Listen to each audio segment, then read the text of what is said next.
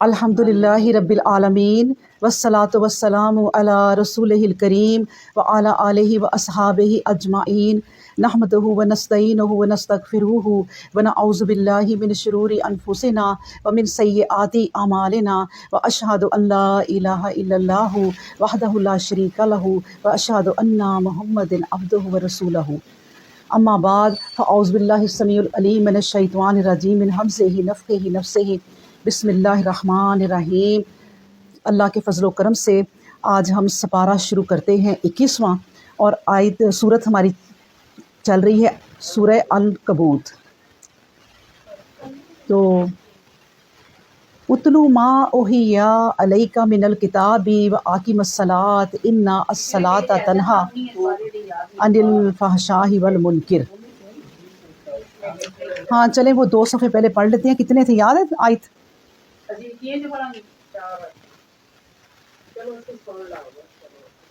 ہاں یہ پڑھ لیا تھا، بس یہاں سے ہم نے پڑھنا ہے، ابراہیم سے پڑھ لیتے ہیں، ٹھیک ہے نا؟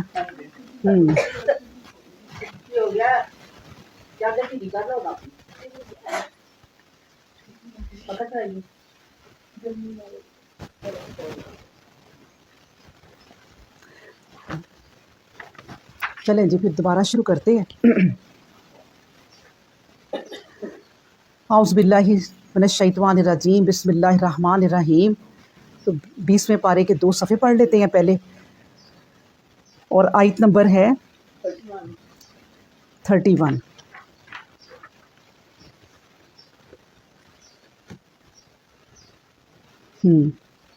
آیت نمبر 31۔ وَلَمَّا جَاءَتْ رُسُلُنَا إِبْرَاهِيمَ بِالْبُشْرَىٰ، اور جب ہمارے بھیجے ہوئے ابراہیم کے پاس خوشخبری لے کر آئے تو انہوں نے کہا کہ ہمیں تو اس بستی کے رہنے والوں کو غارت کرنا ہے، بلا شبہ اس میں بسنے والے لوط کے لوگوں سے سوا بڑے ہی بدکار لوگ تھے۔ اور ابراہیم نے کہا اس میں تو لوط بھی ہیں۔ وہ بولے کہ ہمیں معلوم ہے کہ وہاں کون کون رہتا ہے، ہم اس کو اور اس کے گھر والوں کو سوائے اس کی بیوی کے کہ وہ پیچھے رہ جانے والوں میں ہوگی ہلاک کرنے والے ہیں۔ پھر جب ہمارے بھیجے ہوئے لوط کے پاس پہنچے تو وہ ان کی وجہ سے مغموم ہوا، یعنی غمزدہ ہو گیا، اور ان کے سبب سے بہت دل تنگ ہوا۔ بھیجے ہوئے بھی پہچان گئے اور بولے کہ تم کچھ اندیشہ نہ کرو، نہ غمگین ہو، ہم تم کو اور تمہارے گھر والوں کو بچا لیں گے سوائے تمہاری بیوی کے کہ وہ پیچھے رہ جانے والوں میں ہوگی، اور وہ سب گرفتار عذاب ہوں گے۔ اللہ اکبر۔ دیکھیں کہ اللہ تبارک و تعالیٰ فرماتے ہیں، ایک تو یہ بات کہ جب کوئی مطلب کہ آتے تھے نا یہ اس طرح کے فرشتے، تو یہ لوگ کھانے کو ہاتھ نہیں لگاتے تھے، جس طرح ابراہیم ڈر گئے تھے۔ تو وہ اس لیے ڈر گئے تھے کہ ان کے ہاں رواج تھا کہ جب کوئی مہمان آتے ہیں اور کھانا کھاتے ہیں آ کے، تو وہ پھر کوئی دشمنی میں اگر آئے ہیں تو وہ کھانے کی طرف ہاتھ نہیں بڑھاتے۔ تو وہ اس لیے بھی یہ پیغمبر ڈر جاتے کہ یہ انہوں نے کھانے کی طرف ہاتھ نہیں بڑھایا تو اس کا مطلب ہے کہ یہ پتہ نہیں اب کہاں سے کس دشمنی میں آئے ہیں۔ تو انہوں نے فوراً بتایا کہ ہم تو جو ہیں فرشتے ہیں۔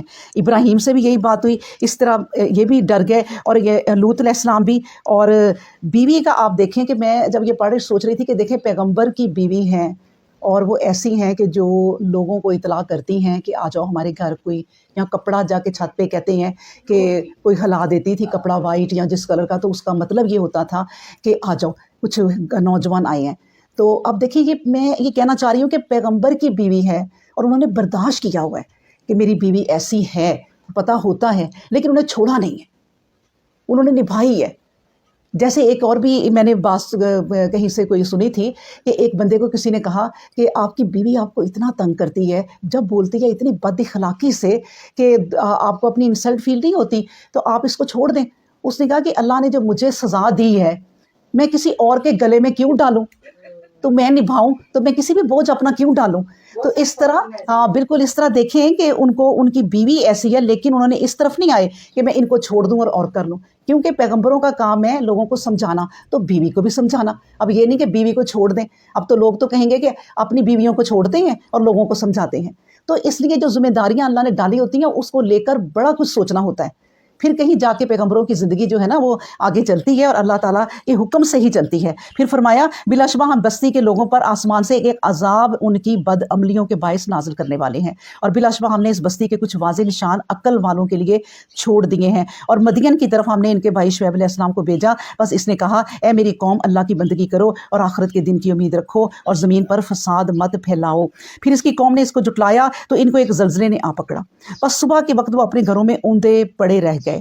پھر اس کے بعد عاد اور سمود کو بھی ہلاک کیا، اور یہ حقیقت ان کے گھروں میں جو کھنڈر بنے پڑے تھے تو تم پر روشن ہے، اور ان کے اعمال کو شیطان نے ان کی نظروں میں خوشنما کر دکھایا تھا، پھر ان کو راہ حق سے بھی روک رکھا تھا، وہ بڑے ہوشیار بنے ہوئے تھے۔ اور پھر اس کے دیکھیں ساری باتوں کا نا مقصد یہ ہے جو اللہ تعالیٰ ہمیں بار بار بتاتے ہیں نا، ان کو تباہ کر دیا، برباد کر دیا۔ اس لیے دیکھیں اللہ کی آپ پلاننگ دیکھیں اس دنیا کو بنانے کی، کہ اللہ کو خبر تھی کہ میں نے جب اپنے آخری نبی کریم صلی اللہ علیہ وسلم کو بھیجنا ہے تو یہ تمام جو قصے ہیں یہ میں سناؤں گا، لیکن ان کی قوم پر اس طرح کے عذاب پھر نہیں آئیں گے، اور ان کی جو قوم ہے وہ قیامت تک ان قصوں کو پڑھ کے ڈرے گی۔ ڈرنے والے جو ہیں وہ ڈریں گے، ان کو نصیحت کے لیے یہ قصے سنائے جائیں گے، لیکن ان کے ساتھ یہ ایسا نہیں ہوگا جس طرح اب ہمارے ساتھ ایسا ہونا تو چاہیے۔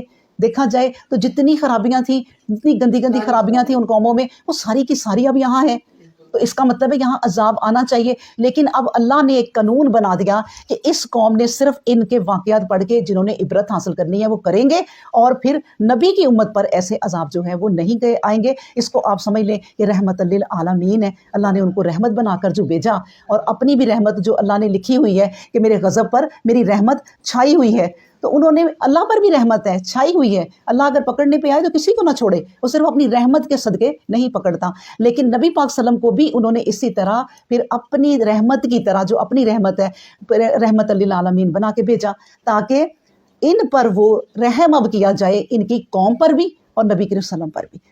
تو اس لیے اللہ یہ قصے بار بار سناتے ہیں، اور قیامت تک ہم یہ قصے پڑھیں گے اور عبرت حاصل کرنے والے یہ عبرت حاصل کریں گے۔ پھر کہا اور قارون، فرعون، حامان اور ہلاک ہوئے، اور بلا شبہ موسیٰ علیہ السلام ان کے پاس کھلی نشانیاں لے کر آئے، لیکن انہوں نے زمین پر سرکشی کی اور وہ ہم سے نکل کر بھاگ نہ سکے۔ پھر ہر ایک کو ان کے گناہوں کے باعث ہم نے پکڑا، تو ان میں سے بعض پر ہم نے ہوا کے ساتھ پتھر برسائے، آندھی اتنی تیز چلائی گئی کہ وہ کنکر پتھر ساتھ اڑا لائی، اور بعض وہ تھے کہ جن کو ایک سخت چیخ نے آ پکڑا، اور ان میں سے کسی کو ہم نے زمین پر دھنسا دیا اور کسی کو دریا میں غرق کر دیا۔ اللہ ان پر ظلم نہیں کیا کرتا، یہ لوگ خود اپنے اوپر ظلم ڈھا رہے ہیں، اپنے ظلم کی پاداش میں وہ پکڑے گئے۔ دیکھیں اللہ تبارک و تعالیٰ ہمیں ساتھ ساتھ بتائے جا رہے ہیں کہ جس قدر بھی خطرناک عذاب ان لوگوں پہ آیا، بارش ہی بہت تھی، تباہ کر دیتی، لیکن بارش کے ساتھ پتھر بھی برسا دیے۔ اللہ نے اپنی خوشی سے نہیں برسائے، اللہ ساتھ کہتا ہے جتنا کوئی ظلم کرے گا اتنا ہی اس کا حساب ہوگا۔ اب یہ ظلم کی بات ہے، جس حد تک یہ ظلم کرتے تھے اس حد تک اللہ نے ان پر پھر عذاب کیا، اور یہی بات ہے کہ حشر کے دن جب سارے لوگ اکٹھے ہوں گے تو وہ اپنے اپنے گناہوں کے لحاظ سے پسینے میں ڈوبے ہوں گے۔ کسی کا پسینہ پیروں تک ہوگا، کم گناہ ہوں گے، کسی کا گھٹنوں تک ہوگا، کسی کا اتنا کرتے کرتے کرتے منہ تک آیا ہوگا، اس لیے کہ ان کے گناہ اور اپنے گناہ کے لحاظ سے وہ اس وقت اپنے کھڑے ہوں گے۔ پھر فرمایا کہ جن لوگوں نے اللہ کو چھوڑ کر کارساز بنا رکھے ہیں، ان کی مثال مکڑی کی سی ہے جس نے گھر بنایا، اور بلا شبہ تمام گھروں میں سب سے کمزور مکڑی کا گھر ہوتا ہے۔ کاش وہ اس مثال پر غور کرتے اور اس کی حقیقت کو سمجھتے۔ اب دیکھیں کتنا صاف کلیئر اللہ تبارک و تعالیٰ نے ہم پر واضح کر دیا دنیا کی حقیقت کو، کہ یہ دنیا ہے، مکڑی جو گھر بناتی ہے دنیا میں سب سے کمزور گھر ہے۔ تو کیوں بتایا اللہ نے ہمیں مکڑی کا گھر، کہ دیکھو یہ دنیا مکڑی کے گھر سے بھی کمزور ہے، تو اس کے لیے اتنا پاگل نہ ہو جاؤ کہ دنیا تمہیں پاگل ہی کر دے۔ گھر ایسے بنا رہے ہو جیسے یہاں ساری زندگی رہ جانا ہے، بس ایسے بناؤ کہ گزارا ہو جائے، لوگوں کے پیچھے نہ لگو۔ تو دنیا تو ایسی ہے بس کہ مکڑی کی طرح کمزور ہے۔ پھر کہا ان اللہ یعلم ما یدعون من دونہ من شیء وَهُوَ العزیز الحکیم، بلا شبہ وہ جس چیز کو بھی اللہ کے سوا پکارتے ہیں اللہ اسے جانتا ہے اور بڑے غلبہ اور حکمت والا ہے۔ اور یہ مثالیں ہیں جن کو ہم لوگوں کے لیے بیان کرتے ہیں اور ان کو وہی سمجھتے ہیں جو علم رکھتے ہیں۔ اللہ نے تو خلق اللہ السماوات والارض بالحق ان فی ذلک لآیات للمؤمنین، اللہ نے تو آسمان اور زمین کو ایک نظام کے مطابق بنایا ہے، بلا شبہ اس میں ایمان والوں کے لیے بڑی نشانیاں ہیں۔ बिस्मिल्लाहिर्रहमानिर्रहीम। अल्लाह के फजल करम से पारा 21वां और सूरत अल अनकबूत ही चल रही है। आयत नंबर है 45।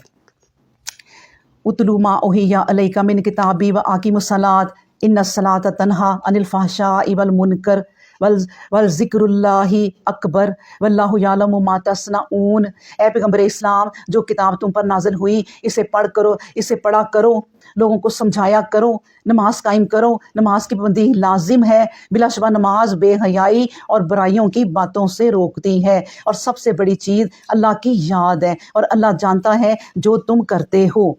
अब देखें, इस 21वें पारे में अल्लाह तबारक व तआला ने नमाज की अहमियत बयान कर दी, और हमारे लिए जगह जगह अल्लाह तबारक व तआला ये बात बयान करते हैं।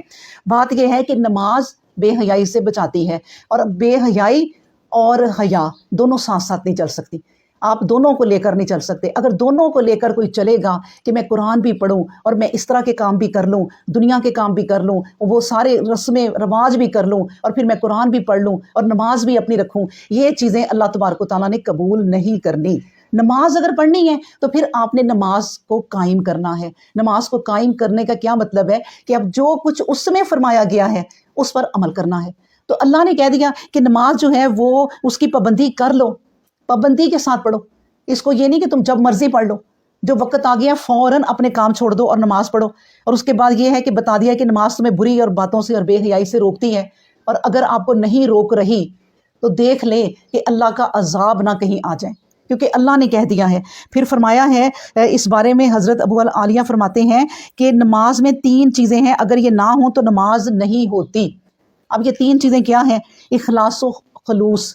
अगर आप खुशू खुजू से नहीं पढ़ते तो फिर आपकी नमाज कबूल नहीं होती। बस एक फ़र्ज़ है, वो पूरा हो गया, अल्लाह नंबर देता है कि नहीं कोई पता नहीं। उसके बाद फिर बताए खौफ इलाही। अगर आपके दिल में खौफ इलाही है नमाज पढ़ते वक़्त कि मैं उसके दरबार में खड़ी हो रही हूँ जो 2 जहानों का मालिक है, और 2 जहान तो हम जानते हैं तो उन्हीं का नाम लेते हैं, लेकिन पता नहीं वो कितने जहानों का मालिक है। पूरे कायनातों का वो मालिक है, जिन्हें हम जानते हैं और जिन्हें हम नहीं जानते। तो उसके सामने खड़ी हो रही हूँ तो खौफ मुझे होना चाहिए इस बात का कि मैं अपनी नमाज को दिल से पढ़ूं, ऐसे पढ़ूं, शर्म से पढ़ूं और हया से पढ़ूं कि मेरा रब मुझे देख रहा है। जब कोई औरत शर्म हया वाली होती है ना तो मर्द उसे देखता है, ढक्की भी होती है ना तो अपने आप को फौरन और समेटने लग जाती है। ये हया की उसकी इंतहा होती है। इसी तरह अल्लाह के सामने हया से खड़े होना है, और फिर खौफ भी अंदर रखना है। खौफ आएगा तो आप और नमाज अच्छी पढ़ सकेंगी। उसके बाद है जिक्र अल्लाह। जो जिक्र अल्लाह नहीं करते, सिर्फ नमाज पढ़ के फारग हो जाते हैं। 2 रकत 4 रकत नमाज है, मतलब कि उसकी और चीज़ें नहीं पढ़ी, ना सुन्नतें या नफल, बस 4 रकत नमाज पढ़ी, फ़र्ज़ पूरा किया, बस दौड़े। उसके बाद सारा दिन कोई अल्लाह नहीं, कोई जिक्र नहीं। जिक्र अल्लाह भी फिर रखें अपनी ज़िंदगी में। उस जिक्र चलते फिरते, उठते बैठते, लेटते करते फिरे। कभी ज़बान को ये जो है ना फारग ना छोड़ें। ये ज़बान फिर गवाही देगी कि देखो ये बंदा मेरा जिक्र करता रहा है। फिर उसके बाद है इखलास से। इखलास से तो इंसान नेक हो जाता है, यानी इखलास इंसान का ऐसा होना चाहिए। खौफ, और जो इखलास बताया गया कि खौफ, तो बताया गया कि खौफ इलाही से, यानी इंसान को जब खौफ पैदा होता है तो वो गुनाह छोड़ देता है। जो गुनाह में पड़ा होता है ना वो छोड़ देता है, अगर अल्लाह का सही खौफ उसको पैदा हो गया। और जब वो जिक्र करता है ना तो कुरान से इसे भलाई और बुराई सब बता दी जाती है, और फिर वो उससे मना हो जाता है। ये चीज़ें अगर वो कर रहा होता है, इस तरह नमाज पढ़ रहा होता है ना, तो अल्लाह उसको ये तमाम चीज़ों से आगाह कर देते हैं। और भी मैं बता दूं आपको नमाज के बारे में, हदीस के नबी पाक सल्लल्लाहु अलैहि वसल्लम ने फरमाया कि नमाजी की नमाज इससे गुनाहों और सियाकारियों से, यानी गुनाह होते हैं और उसने नमाज पढ़ना शुरू कर ली, गुनाहों और सियाकारियों से बाज अगर उसने ना रखा, यानी ये भी करता रहा और वो भी करता रहा, वो अल्लाह से बहुत दूर होता जाएगा। नबी के सल्लल्लाहु अलैहि वसल्लम ने फरमाया जिसे नमाज बेजा और फहश कामों से ना रोके, समझ लो अल्लाह के यहाँ उसकी नमाज मकबूल नहीं है। वो खुद ही समझ ले। यानी आपने एक बंदे को देखा नमाज पढ़ रहा है, झूठ भी बोल रहा है, नमाज पढ़ रहा है और आप लोगों के साथ वादा खिलाफी भी करता है और ख़ानदान में सबसे बुरा है, तो आप सोच लें कि वो अल्लाह ने उसको उसकी नमाज़ें कबूल नहीं की। अल्लाह अकबर। और नबी करीम सल्लल्लाहु अलैहि वसल्लम ने फरमाया जो नमाज की बात ना माने तो फिर उसकी नमाज नहीं, नमाज की बात ही नहीं मानी तो फिर नमाज ही नहीं। अगली आयत पढ़ते हैं कि अहले किताब से जब बहस व मुबाहिसा करो तो बहुत शाइस्ता अंदाज से करो।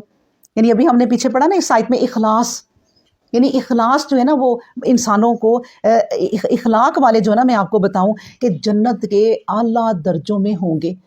इखलाक वाले, प्यार से बात करने वाले, दूसरों का ध्यान रखने वाले। नबी करीम सल्लल्लाहु अलैहि वसल्लम ने फरमाया کہ روزے داروں، نمازیوں، حاجیوں، عمرہ کرنے والے سب سے زیادہ رتبے میں ہوں گے اخلاق والے، جو ان چیزوں کے ساتھ اخلاق بھی جن کا بہترین تھا، تو وہ سب سے نمبر لے جائیں گے۔ پھر فرمایا کہ اہل کتاب سے جب بحث و مباحثہ کرو تو بہت شائستہ انداز سے کرو، سوائے ان کے کہ جو ان میں ظلم کریں۔ ان سے کہو کہ بھائی ہم تو جو ہم پر اترا ہے اس پر بھی، اور جو تم پر اترا ہے اس پر بھی ایمان لاتے ہیں، اور ہمارا معبود اور تمہارا معبود ایک ہی تو ہے، اور ہم اس کے فرما بردار ہیں، پھر جھگڑا کاہے کا ہے۔ یعنی اس طرح بات کرو کہ تمہاری جو کتابیں ہیں ہم بھی مانتے ہیں۔ جب ہم انہیں یہ بات کہیں گے تو ان کا دل نرم ہو جائے گا، کیونکہ اپنے دین کا لحاظ ہر کوئی رکھتا ہے، تو وہ ان کے دل میں نرمی آ جائے گی کہ یہ تو ہماری کتاب پر بھی عمل کرتے ہیں۔ پھر اس کے بعد فرمایا وَكَذَلِكَ أَنزَلْنَا عَلَيْكَ الْكِتَابَ، اور اس طرح ہم نے تجھ پر قرآن کریم نازل کیا، جن کو ہم نے کتاب دی ہے وہ اس پر ایمان لے آئے ہیں، اور ان مشرکوں میں سے بعض بھی اس پر ایمان لے آئے ہیں، اور ہماری آیتوں سے وہی جھگڑا کرتے ہیں جو ہٹ درم ہیں، منکر ہیں جو۔ اور سو اے پیغمبر اسلام، اس سے پہلے نہ تو کوئی کتاب پڑھتا تھا اور نہ ہاتھ سے لکھ ہی سکتا تھا، اگر ایسا ہوتا تو اہل باطل شبہ میں پڑھتے۔ آخر اب ان کے شبہ کا سبب کیا ہے؟ نہیں، اب کیوں شبہ کر رہے ہیں؟ اللہ نے تو کوئی شبہ کی بات ہی نہیں چھوڑی۔ مطلب یہ ہے اس آیت کا کہ اللہ تبارک و تعالیٰ فرماتے ہیں کہ من کتاب ولا تخطہ بیمینک، ہاتھ سے نہیں یہ کتاب لکھی گئی کسی نے بھی پہلے، یہ کتاب تو ڈائریکٹ اتری ہے، اور ایک ایک آیت، دو آیت یا ایک رکوع جتنی بھی اللہ نے چاہے اتری ہے، اس سے پہلے تو یہ نہیں تھی۔ اور پھر سب سے بڑی بات یہ کہ میرا نبی لکھنا ہی نہیں جانتا۔ اگر بیٹھا کمرے میں یہ نبی کریم صلی اللہ علیہ وسلم لکھتے رہتے تو ہر کوئی انہیں صادق اور امین کہتا تھا، عزت کرتا تھا، اور جب دیکھتے پڑھ رہے ہوتے، جب دیکھتے کتاب پکڑی ہوتی یا علم سیکھ رہے ہوتے، چلو شوق ہوتا۔ اللہ نے اپنی رسالت دینے سے پہلے نبی کو کتاب اور قلم پکڑائی نہیں۔ پھر انہوں نے کیا کہنا تھا؟ ہاں یہ سیکھتا رہتا تھا، اور یہ اب کہتا ہے کہ میرے پہ قرآن نازل ہوا ہے، نعوذ باللہ۔ تو اس لیے اللہ نے کہا میں نے تو کوئی شک کی چیز ہی نہیں چھوڑی، پھر یہ کیوں ایمان نہیں لاتے؟ پھر بتایا حقیقت تو یہ ہے کہ یہ قرآن کی منور آیتیں ہیں، بل ہوا آیات بینات، اور جو ان کے سینوں میں محفوظ ہیں، یعنی قرآن میں نے اپنے نبی کے سینے میں محفوظ کیا ہے، جن کو علم عطا ہوا ہے، اور ہماری آیتوں سے وہی جھگڑا کرتے ہیں جو ظالم ہیں، حقیقت کو جھٹلانے والے ہیں۔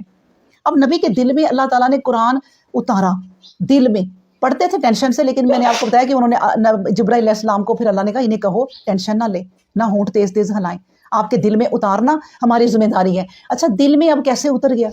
اب آپ کو واقعہ پتا ہوگا کہ نبی کریم صلی اللہ علیہ وسلم کے دل کو تو فرشتوں نے آ کے دھویا، چاک کیا، اندر سے ایک سیاہ چیز نکال دی کہ جو دنیا کی ہمارے اندر ہوتی ہے، ہر چیز کے اندر بغض، حسد، چیزیں ایک دوسرے کی دیکھنا، سب نکال دیا، اور اس کے بعد وہ چیز رکھ دی اندر کہ جس میں صرف اخلاص ہی اخلاص، دین ہی دین، محبت ہی محبت، اور اس چیز میں اللہ نے پتہ نہیں کیا چیز ڈالی ہوگی، واللہ عالم، کہ اس میں وہی چیز اب ڈلے گی جو میں وہی کروں گا، اور کوئی نہیں ڈلے گی۔ تو پہلے ہی نبی کو تیار کر دیا تھا، اس لیے اللہ نے کہا، اور یہ کہتے ہیں وَقَالُوا لَوْلَا أُنزِلَ عَلَيْهِ آيَاتٌ مِّن رَبِّهِ، اور یہ کہتے ہیں کہ اس کے پروردگار کی طرف سے کچھ نشانیاں کیوں نہ اتری؟ کہہ دیجئے کہ نشانیاں تو اللہ کے اختیار میں ہیں، اور میں تو صرف واضح طور پر ڈرانے والا ہوں۔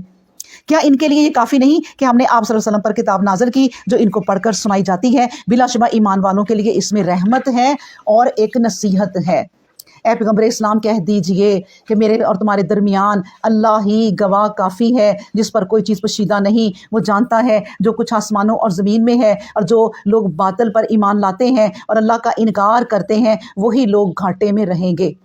اور گھاٹا بھی کوئی ایسا ویسا، آپ خود ہی سوچیں، ہم کوئی سودا لائیں تو کہیں سے مہنگا لے آئیں تو ہمیں اتنا پچھتاوا ہوتا ہے کہ ہائے میں تو گھاٹے میں رہی، میرے اتنے پیسے ضائع ہوئے، اب مجھے پتہ چلا کہ فلاں جگہ سے تو اور سستا ملتا ہے۔ ہم اتنا سا بھی لاس اپنا نا برداشت نہیں کر سکتے۔ تو وہ لوگ اللہ نے کہا گھاٹے میں، کتنا بڑا گھاٹا، جا کے پتہ چلے گا کہ یہ کیا ہوا، اتنی بڑی جنت اور یہ والے اعمال کرنے تھے، اور اتنا بڑا دوزخ کہ اللہ کا انکار کرنے میں، اور دنیا میں جو عیش کرتے رہے وہ تو ہم گھاٹے میں تھے، تو وہ گھاٹے میں رہے۔ اللہ نے کہا یستعجلونک بالعذاب، اور یہ لوگ آپ صلی اللہ علیہ وسلم سے عذاب کی جلدی کرتے ہیں، اور اگر اس کا ایک وقت متعین نہ ہوتا تو ان پر عذاب آ چکا ہوتا۔ وہ ایک روز اچانک ان پر آ کر رہے گا اور ان کو خبر بھی نہ ہوگی۔ پھر کہا اے پیغمبر اسلام یہ آپ صلی اللہ علیہ وسلم سے عذاب کی جلدی کرتے ہیں، اور یقیناً دوزخ کافروں کو گھیر لینے والی ہے۔ مطلب یہ کہ یہ کیا عذاب کی جلدی کر رہے ہیں کہ اچھا تم عذاب لے آؤ، انہیں سمجھاؤ کہ عذاب جو ہے نا وہ تو خود دوزخ منہ کھولے تمہارا انتظار کر رہی ہے، تم نے کیا کہنا ہے کہ جلدی عذاب آئے؟ دوزخ تو خود کھڑی تمہارا انتظار کر رہی ہے۔ اور پھر کہا کہ یوم یغشاہم العذاب من فوقہم ومن تحت ارجلہم ویقول ذوقوا ما کنتم تعملون۔ دیکھیں اب کہہ دیا گیا کہ یہ جلدی مچاتے تھے نا، جس روز عذاب ان کو اوپر سے، ان کے پاؤں کے نیچے سے گھیر لے گا اور وہ کہے گا کہ جو کچھ تم کرتے تھے اب اس کا مزہ چکھو، تو وہ سوائے خاموشی کے اب کیا کریں گے؟ بڑی جلدی مچائی ہوئی تھی تم لوگوں نے کہ بس جلدی کرو اور دکھاؤ ہمیں، کیوں ہمارا ٹائم ویسٹ کر رہے ہو؟ نبی کی تبلیغ نہیں سنتے تھے کہ نہیں ہمارے پاس ٹائم، تم ہمیں بتاؤ اور عذاب لانا چاہتے ہو تو لے آؤ۔ اب عذاب کی جب حالت دیکھی تو پاؤں بھی نہیں اٹھا سکتے زمین پہ، اٹھا کے کہاں رکھیں؟ سر کو کہاں لے جائیں؟ اوپر سے بھی عذاب۔ دیکھیں سب سے کم عذاب نبی کریم صلی اللہ علیہ وسلم نے کہا اس شخص پر ہوگا جس کے پیروں کے تلے آگ ہوگی، یا پھر اس کو لوہے کے جوتے پہنا دیے جائیں گے گرم، اور وہ اتنے گرم ہوں گے کہ اس کا دماغ پگھل پگھل کے گر رہا ہوگا۔ اور کہا گیا کہ یہ سب سے چھوٹا عذاب ہے، جلدی مچاتے ہو۔ اس لیے ہمیں کیا کرنا چاہیے؟ ان آیتوں کو پڑھ کے ہمارے دل میں یہ آنا چاہیے کہ اللہ ہمیں صحت تندرستی کے ساتھ لمبی زندگی دے، ہم اس زندگی سے زیادہ فائدہ حاصل کر سکیں، اور اپنے گناہوں کی جن کی ہم معافی نہیں مانگ سکے ہم مانگ لیں، کیونکہ ہمیں موقع ملا ہے۔ یہ زندگی موقع ہے، یہ زندگی چانس ہے، جب یہ ختم ہو گئی تو پھر نہیں چانس ملا ہمیں۔ اس کے بعد کہا کہ یا عبادی، اپنے بندوں کو مخاطب کیا فوراً اللہ نے اتنا بڑا عذاب سنانے کے بعد کہ یا عبادی الذین آمنوا، اے میرے ایمان والو بندو جو ایمان لائے ہو، بلا شبہ میری زمین کشادہ ہے، بس میری ہی عبادت کرو۔ کیوں کہا کہ میری زمین کشادہ ہے اور میری ہی عبادت کرو؟ دو چیزیں، کیا مطلب؟ دیکھیں کہ اللہ تبارک و تعالیٰ کہتے ہیں کہ اگر تم پہ زمین تنگ کر دی گئی ہے تو کیوں وہیں بیٹھے ہوئے ہو؟ میں نماز میری چھوڑ دی، گھر نہیں چھوڑ رہے، ہجرت کر لو، ہجرت کر لو، میری زمین بڑی کشادہ ہے۔ اور کن سے کہا جا رہا ہے؟ ایمان والوں سے، نکل جاؤ یہاں سے، میں آگے تمہارے لیے بڑی آسانیاں کر دوں گا۔ اس کے بعد کہہ دیا گیا کہ کلو نفس ذائقۃ الموت ثم علینا ترجعون، اور ہر ذی روح کو موت کا مزہ چکھنا ہے۔ جس میں نے روح ڈالی ہے، وہ چاہے جانور ہوں، چرند پرند ہوں، جتنے بھی لوگ ہیں جاندار اس زمین پر، انسانوں سمیت، جس کے اندر اللہ نے روح ڈالی ہے، پھر تم سب کو ہماری طرف ہی لوٹ کر آنا ہے۔ اور یہ بات یقینی ہے، اس پہ شک نہ کرو۔ والذین آمنوا وعملوا الصالحات، اور جو لوگ ایمان لائے اور نیک عمل کیے، ان کو یقیناً ہم بہشت کے بالا خانوں میں جگہ دیں گے، جن کے نیچے سامنے نہریں جاری ہوں گی، وہ وہاں ہمیشہ ہمیشہ رہیں گے، وہاں سے ان کو نکالا نہیں جائے گا۔ کیا ہی اچھا بدلہ ہے نیک عمل کرنے والوں کا۔ اب دیکھیں یہاں دنیا میں نا ایک انسان ہو اور وہ اس کے پاس اللہ نے کروڑوں خربوں پیسہ دیا ہو، اور وہ اتنے پیارے ایریے میں گھر جا کے بنائے اور بہت بڑا گھر بنائے۔ ایک تو جتنا مرضی آپ بڑا گھر بنا لیں، بنانے کے بعد اس کے اندر فالٹ نظر آتے ہی جاتے ہیں، یہ کام نہیں ہوا، وہ کام نہیں ہوا، لو جی 5 لاکھ پھر لگ گیا، 10 لاکھ پھر لگ گیا۔ ایک تو یہ بات کہ آپ جتنا مرضی بڑا محل بنا لیں، اس کے اندر کوئی نہ کوئی فالٹ ایسے ہوتے ہیں کہ پریشان وہ بھی ہوتے ہیں۔ پھر دوسرا پتہ چلے کہ میں نے اتنا بڑا محل جہاں بنایا، میرے ہمسائے اتنے گندے، وہ تو ہمیں جینے ہی نہیں دیتے۔ پھر باہر دیکھا جائے تو وہ ماحول بھی عجیب سا ہے۔ تو یہ گھر جو دنیا میں بناتے ہو ان کا کوئی نہیں فائدہ، بس ایسے بناؤ کہ ایک مسافر کھڑا ہے اور بس اس نے چلے جانا ہے اور بس کا انتظار وہ کر رہا ہے۔ یہی بات اللہ اپنے ایمان والوں کو سمجھا رہے ہیں۔ اور پھر اگلی بات جو سمجھائی ہے وہ یہ ہے کہ الذین صبروا علی ربہم یتوکلون، یہ وہ لوگ ہیں جنہوں نے صبر کیا اور اپنے پروردگار پر بھروسہ رکھتے ہیں۔ اور غور کرو ذرا کہ کتنے جانور ہیں جو اپنی روزی اٹھائے نہیں پھرتے، اور اللہ ہی ان کو رزق دیتا ہے اور تم کو بھی، اور وہی سننے والا ہے۔ اللہ اکبر۔ اب دیکھیں اللہ کیسے 2 ڈیفرنٹ باتیں ایک آیت میں سمجھاتے جا رہے ہیں کہ دیکھو صبر کرو، صبر کے ساتھ بتا دیا کہ جو دنیا میں چرند پھرتے ہیں ان کو بھی تو رزق ملتا ہے نا، تو تم کیوں اتنے بے صبر ہو؟ تم بھی صبر کرو، قناعت کرو، اللہ تعالیٰ رزق دینے والا ہے۔ جلدی نہ کرو اپنے بچوں کو مارنے کی، جلدی نہ کرو بیوی کے اپنے میاں کو تانے دینے کی، جو دیا ہے اس پر شکر کرو۔ اور ان جانوروں کو دیکھو، ان پرندوں کو دیکھو، اللہ انہیں رزق دے رہا ہے نا، تو تمہیں بھی وہ دے گا۔ رسول اللہ صلی اللہ علیہ وسلم فرماتے ہیں تمام شہر اللہ کے شہر ہیں۔ ابھی ہم نے جو ہجرت پڑھی نا تو حدیث ہے کہ تمام شہر اللہ کے شہر ہیں، کل بندے اللہ کے غلام ہیں، جہاں تم بھلائی پا سکتے ہو وہاں چلے جاؤ، وہاں چلے جاؤ، ہجرت کر لو، اللہ کی ساری زمینیں ہیں۔ پھر رسول اللہ صلی اللہ علیہ وسلم فرماتے ہیں کہ جنت میں ایسے بالا خانے ہیں جن کا ظاہر باطن سے نظر آتا ہے، ہمیں نظر آئے گا۔ اللہ نے یہ ان کے لیے بنائے ہیں جو کھانا کھلائیں۔ یہ بالا خانے کس کے ہیں؟ جو کھانا کھلائیں۔ کسی کو کھانا کھلانا اتنی بڑی بات ہے، وہ ایک بات مشہور ہوئی ہے نا، سچی ہے یا جھوٹی ہے، بہرحال نصیحت کے لیے ہوتی ہیں چیزیں، کہ کوئی کہیں کہتا تھا کہ ایک بری عورت تھی اور اس نے جب ایک جگہ سے جا رہی تو پیاسا کتا تھا، اس نے پانی اپنے ڈبٹا اندر ڈال دیا، اسے گیلا کیا اور پھر اس کو نچوڑ کے اپنی جوتی میں ڈالا اور اس کو پلا دیا۔ اللہ نے اس فاحش عورت کے، جو کہ بری عورت تھی، گناہ معاف کر دیے، اس کی نیکی پسند آ گئی، دل اس کا اتنا نرم تھا اندر سے۔ تو اللہ جو ہے نا وہ کہتا ہے کہ ان لوگوں کے لیے ہے جو لوگوں کو کھانا کھلائیں، خوش کلام، نرم گو ہوں، یعنی زبان ان کی اچھی ہو۔ اگر آپ گالیاں لوگوں کو دیں گے تو یہ توقع نہ کریں کہ وہ نہیں دیں گے۔ آپ نے کسی کو گالی دی، وہ بھی آپ کے ماں باپ کو گالیاں دیں گے، تو آپ نے تو اپنے ماں باپ کو بھی رسوا کرا دیا۔ اس لیے اللہ نے کہا کہ خوش کلام، نرم گو ہوں اور روزے نمازوں کے پابند ہوں۔ اب ان چیزوں کا جو پابند ہوگا تو خود ہی صبر آ جائے گا۔ پھر کہا گیا کہ یہ وہ لوگ ہیں جنہوں نے صبر کیا اور اپنے پروردگار پر بھروسہ رکھتے ہیں۔ اور غور کرو کتنے جانور ہیں جو اپنی روزی اٹھائے نہیں پھرتے۔ اب دوبارہ دیکھیں، آیت پڑھی ہے تو سمجھ آ رہی نا۔ اور اللہ ہی ان کو رزق دیتا ہے اور تم کو بھی، اور وہی سننے والا اور جاننے والا ہے۔ اور اگر تو ان سے پوچھے کہ آسمانوں و زمین کو کس نے پیدا کیا ہے اور سورج اور چاند کو کس نے کام پر لگایا ہے، تو وہ ضرور کہیں گے کہ اللہ نے۔ اور پھر وہ اللہ کو چھوڑ کر کہاں جھوٹ باندھے چلے جا رہے ہیں۔ یعنی آپ ایک چھوٹے بچے سے ہی پوچھیں نا، 3 سال 4 سال کے، یہ آسمان کس نے بنایا؟ اللہ نے۔ یہ زمین کس نے بنائی؟ اللہ نے۔ اسی طرح ان ساری دنیا کے لوگوں نے یہ چیزیں اللہ فطرتاً ان کے اندر ڈالی گئی ہیں، چاہے وہ کافر ہوں، چاہے وہ ہندو ہوں، یہودی ہوں، نصرانی ہوں، کسی سے بھی آپ سے پوچھیں کہ یہ زمین آسمان کس نے بنائے ہیں، فوراً کہیں گے اللہ نے۔ تو پھر اللہ کی طرف کیوں نہیں آتے؟ اللہ یبسط الرزق لمن یشاء، اللہ ہی اپنے بندوں میں سے، وہ مسلم ہو یا غیر مسلم، جس کے لیے چاہتا ہے اپنے قانون کے مطابق رزق کشادہ کر دیتا ہے اور تنگ کر دیتا ہے۔ یقدر، یعنی اللہ کہتا ہے یقدروا لہ، میں تنگ بھی کر دیتا ہوں، بلا شبہ ہر چیز کا علم رکھتا ہوں۔ یعنی کیوں کہہ دیا کہ علم رکھتا ہوں؟ اللہ کو پتہ ہے میں نے کس کو رزق کم دینا ہے، کسی کو کم دیا ہے نا، اسی میں اس کی بھلائی ہے، کیونکہ وہ اس طرح کا بندہ ہے کہ اگر اس کو زیادہ دیا جاتا تو وہ منکر ہو جاتا۔ اللہ نے اس کی بھلائی رکھی اور اس کو زیادہ، اور کسی کی بھلائی اسی میں ہے کہ اس کو زیادہ دیا جائے۔ وہ اتنا خوش ہوتا ہے کہ اللہ نے مجھے رزق دیا، وہ روز لوگوں کو کھانے کھلاتا ہے، خرچ کرتا ہے، لیکن جب غریب ہو جائے گا تو ہو سکتا ہے اللہ کو پتہ ہے کہ یہ پھر کافر ہو جائے گا۔ اللہ نے اس طرح بھی کیا ہوا ہے، اور بھی بڑی مصلحتیں ہیں کہ اللہ نے یہ لوگوں کو احساس دلانا ہے کہ ایک دوسرے کو دیکھ کر حرص نہ کرو، لالچ نہ کرو، صرف جنت کا خیال رکھو اور جہنم سے ڈرو۔ پھر کہا گیا اور اگر تو ان سے پوچھے یہ آسمان سے پانی کس نے برسایا، پھر اس سے مردہ زمین کو کس نے زندگی بخشی، تو وہ ضرور کہیں گے کہ اللہ نے۔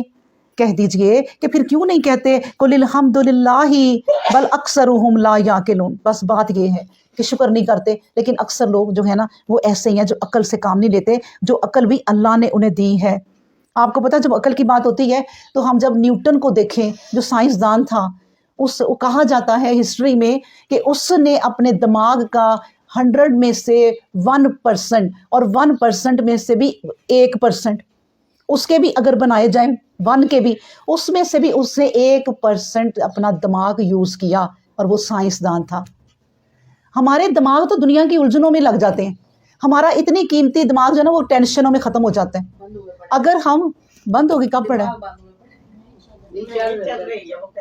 اچھا، میں نے سمجھا وہ ویڈیو بند ہو گئی ہے۔ اچھا جی، اگر تو یہ بات ہے کہ وہ یہ دنیا کی ٹینشنیں لے بیٹھتی ہیں انسان کو، تو دنیا کی ٹینشنوں کے پیچھے اتنے خراب نہ ہوں۔ اب دیکھیں نا، ہم لوگوں نے نبی کریم صلی اللہ علیہ وسلم ہمارے یہی تو بوجھ اتارنے آئے تھے، اب ہم نے اگر اپنے بوجھ نہیں اتارے تو ہماری یہ اپنی قسمت ہے، نہ نبی کا قصور نہ اللہ کا قصور، سب کچھ بتا دیا گیا کہ نہ اتنے پاؤں پھیلاؤ جتنی تمہاری چادر ہے۔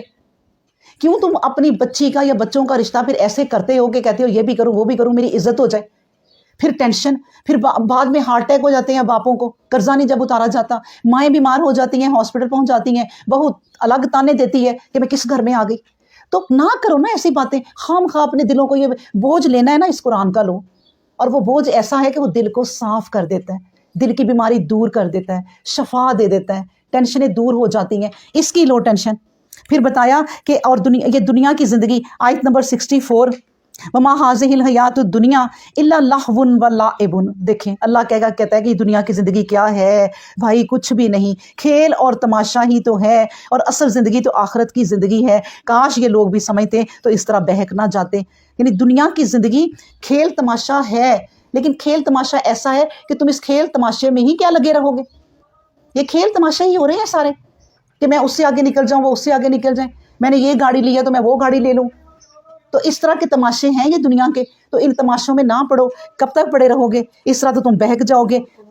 پھر کہا گیا، پھر جب یہ لوگ کشتیوں پر سوار ہوتے ہیں، پھر اللہ مثال دے رہا ہے ایسے لوگوں کی کہ اللہ اللہ کرتے ہیں بس ہر طرف، لیکن اللہ کو ماننا نہیں ہے۔ اب بڑی مثال اللہ پیاری بیان کرنے لگے ہیں، فَإِذَا رَكِبُوا فِي الْفُلْكِ دَعُوا اللَّهَ، پھر کہ جب وہ لوگ کشتیوں میں سوار ہوتے ہیں تو اللہ پر خالص اعتقاد رکھ کر اسے پکارتے ہیں، اور جب اللہ تعالیٰ ان کو طوفان سے نجات دے کر خشکی میں پہنچا دیتا ہے تو ذرا دیر لگائے بغیر شرک میں مبتلا ہو جاتے ہیں۔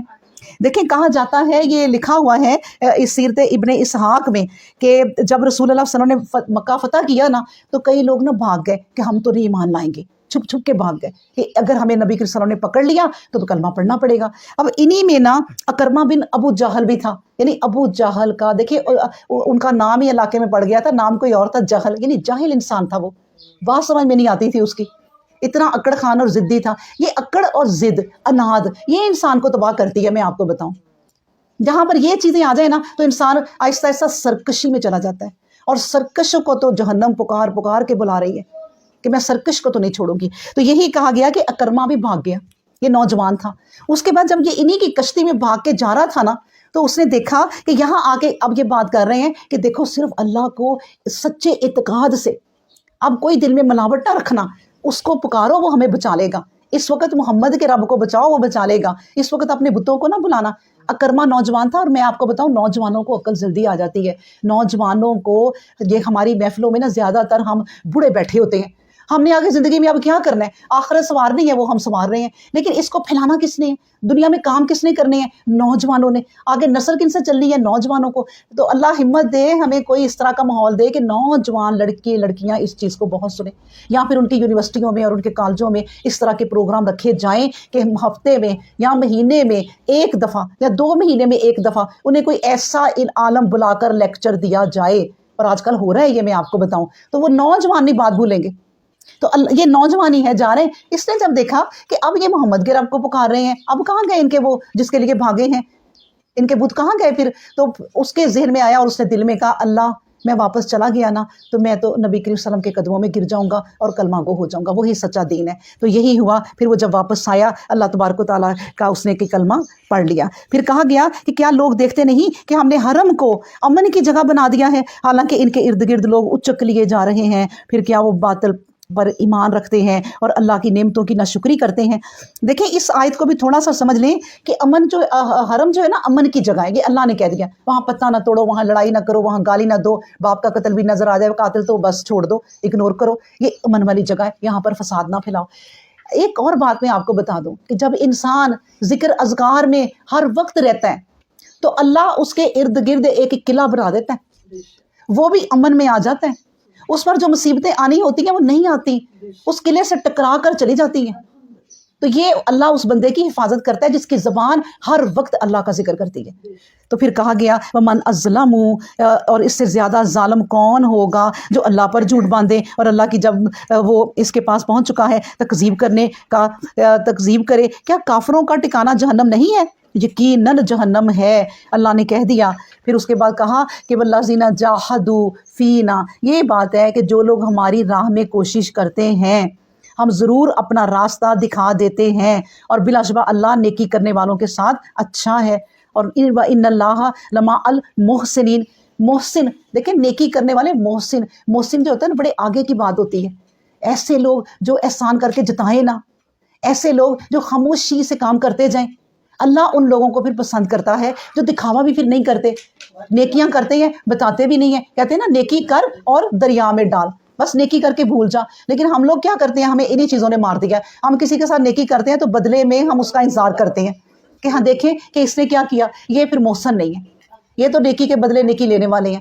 نبی کریم صلی اللہ علیہ وسلم نے کیا فرمایا کہ نیکی کرو اس کے ساتھ جو آپ سے نیکی کرے، اور نیکی کرو اس کے ساتھ جو آپ سے نیکی نہ کرے، بھلائی اس طرح کرو پھر ہو تم محسن، ورنہ نہیں۔ بسم اللہ الرحمن الرحیم، الف لام میم، غلبت الروم، رومی مغلوب ہو گئے، فی ادنا الارض وہم من بعد غلبہم غلا بہم سایغلبون، قریب ہی کی سرزمین شام میں، اور وہ اپنے مغلوب ہونے کے بعد ان قریب غالب آ جائیں گے۔ چند سالوں میں ہی اللہ کو اختیار پہلے بھی تھا اور اب بھی ہے اور بعد میں بھی ہوگا، اور اس روز مومن بھی خوش ہوں گے۔ اللہ کی مدد، اللہ جس کو چاہتا ہے اپنے قانون کے مطابق مدد فرماتا ہے، اور یہ غالب آنے والا اور پیار کرنے والا اللہ ہے۔ دیکھیں اب ایک واقعہ ہے چھوٹا سا جس کو میں ان شارٹ سنا دیتی ہوں کہ یہ روم کا ذکر کیوں ہے۔ نبی کریم صلی اللہ علیہ وسلم جب مکہ میں تھے اور مشکلوں میں تھے، اس وقت ہی روم کی اور ایران کی جنگ ہو رہی تھی، جس طرح ہم اب دیکھتے ہیں کہ جنگیں ہو رہی ہیں۔ اس وقت ان کی جنگ ہو رہی تھی اور ہمیشہ ایرانی جو ہے نا وہ فتح پا جاتے تھے۔ ایرانی کون تھے؟ وہ ایران کے لوگ اس وقت آتش پرست تھے، اور یہ جو مشرکین تھے نبی کریم صلی اللہ علیہ وسلم کے ساتھ یہ بت پرست تھے۔ یہ یہاں رہ کے اپنے ایرانیوں کے لیے دعائیں کرتے تھے کہ کیونکہ وہ ہمارے بھائی ہیں، وہ آگ کو پوجا کرتے ہیں اور ہم بتوں کو پوجا کرتے ہیں، تو وہ ہمارے بھائی ہیں، وہ جیتے اور وہ غلبہ پاتے تھے ہر وقت۔ لیکن نبی کریم صلی اللہ علیہ وسلم کی اور صحابیوں کی جو تھی نا خواہش یہ تھی کہ وہ ہمارے اہل کتاب جیتیں۔ جو رومی تھے وہ اہل کتاب تھے، اور اہل کتاب کا ساتھ دیکھیں اب اللہ نے ہر وقت کہا ہے کہ جب تم سے وہ کوئی بری بات کرے تو تم کہو کہ ہم تو تمہاری کتاب کو ہی مانتے ہیں اور ہم اپنی کتاب کو بھی، تو ہمیں سکھا دیا گیا کہ وہ تمہارے بھائی ہیں، ان کا کھانا بھی تم کھا سکتے ہو، ان کے ساتھ رشتے بھی کر سکتے ہو اگر اخلاق تمہارے اچھے ہیں آپس میں۔ تو یہ کہا گیا کہ ان کی جب جنگ ہو رہی تھی تو اس طرح مکے میں یہ دو گروہ تھے۔ نبی کریم صلی اللہ علیہ وسلم کے صحابہ چاہتے تھے کہ جو روم ہے وہ جیت جائے، وہ اہل کتاب ہیں۔ تو ایک دفعہ کیا ہوا کہ یہ آ گئی آیت، اللہ نے جب ان کی خواہشیں دیکھیں تو اللہ نے کہا کہ غلبت الروم،